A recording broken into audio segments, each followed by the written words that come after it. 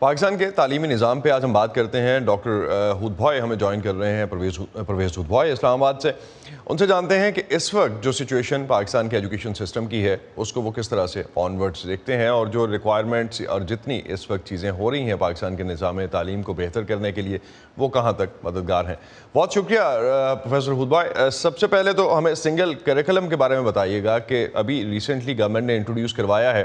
اس کے بعد ہمارے پاس آلریڈی اگر ہم پاکستان کی بات کرتے ہیں تو ہمارے پاس 3 سسٹمز کام کر رہے ہیں. پرائیویٹ سکولز بھی ہیں, ہم ان کی کیٹیگرائزیشن میں نہیں جاتے, گورنمنٹ سکولز ہیں, اینڈ دین مدارس ہیں. ان تینوں کا آلریڈی جو نظام ہے اس کو یہ ہیلپ آؤٹ کرے گا سنگل کریکولم, یا اور کمپلیکیٹ کر دے گا؟ دیکھیے, کہنے کو تو بات بڑی اچھی ہے کہ اگر ایک ہی نصاب ہو تو سارے بچوں کو ایک ہی طرح کے مواقع ملیں گے, لیکن اس میں کوئی حقیقت نہیں ہے. صرف آپ نصاب بدل کر برابری نہیں پیدا کر سکتے.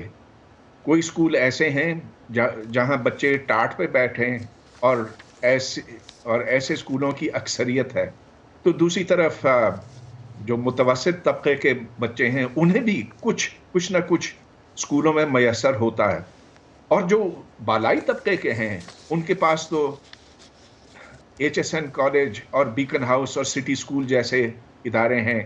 تو بہت بڑا فرق ہے, اور صرف نصاب تبدیل کر کے آپ یہ برابری نہیں پیدا کر سکتے. لیکن اصل بات یہ ہے کہ جس قسم کا نصاب اب پڑھایا جائے گا ان تمام اسکولوں میں, اس سے ایک مدرسہ جیسا ماحول بن رہا ہے.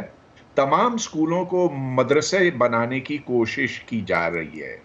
یہاں تک کہ اس وقت پورے پنجاب میں میجسٹریٹ اور جج پولیس کے ساتھ نکلے ہوئے ہیں یہ دیکھنے کے لیے کہ وہاں قرآن سے ہو رہی ہیں کہ نہیں, اور کیا ٹھیک طرح سے قرآن پڑھایا جا رہا ہے کہ نہیں.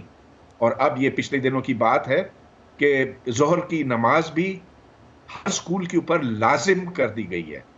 تو اب پہلے ہی بچوں نے کچھ بہت ہی کم سیکھا ہے اسکولوں کے اندر. ان کی ریاضی, ان کے پڑھنے لکھنے کی صلاحیتیں بہت محدود ہیں. اب تو اور بھی کم ہو جائیں گی کیونکہ اتنا سارا وقت انہیں مذہبی معاملات کے اوپر صرف کرنا ہوگا. ایک چیز on the side lines of this, اسی کی ایڈیشن میں اگر ہم ایک اور اینگل کو دیکھیں, تعلیم کی جو کوالٹی ہے اس کے حوالے سے بھی کافی ہم بات کرتے ہیں.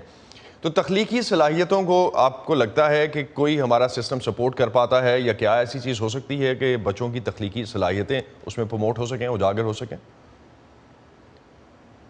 اب تخلیقی صلاحیتیں کیسے اجاگر ہو سکتی ہیں کہ اگر آپ اس پہ اصرار کریں گے کہ ہر بچہ رٹے, اور اتنا زیادہ زور حافظے پر دیا جاتا ہے ہمارے اسکولوں کے اندر کہ تخلیقی صلاحیتیں تو دور کی بات ہو کر رہ جاتی ہیں.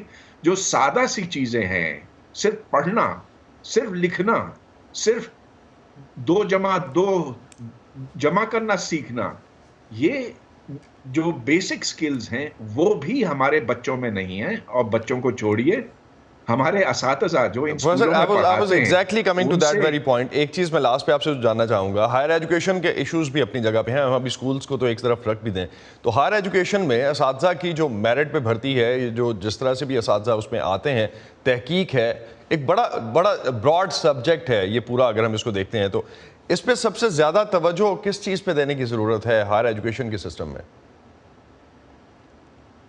ایک ہی چیز پہ کہ کیا وہ استاد, وہ پروفیسر اپنے مضمون پر کچھ جانتا ہے کہ نہیں, کیا اسے نابلد تو نہیں ہے.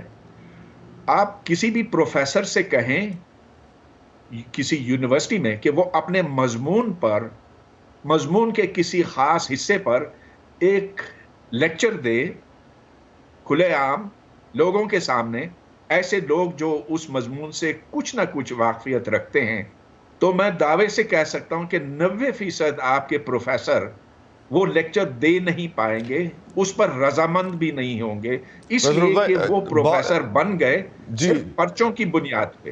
بہت شکریہ آپ کا اس حوالے سے ہم سے بات کرنے کا. خاص طور پہ پروفیسر ہود بھائی کہہ رہے تھے کہ اساتذہ کا جو معاملہ ہے وہ سب سے پہلے حل ہونا چاہیے اور ایسے پروفیسرز یا ایسے استاد ہونے چاہیے جو اپنے سبجیکٹ پہ کمانڈ رکھتے ہوں. بہت شکریہ پروفیسر ہود بھائی آپ کا ہم سے بات کرنے کا.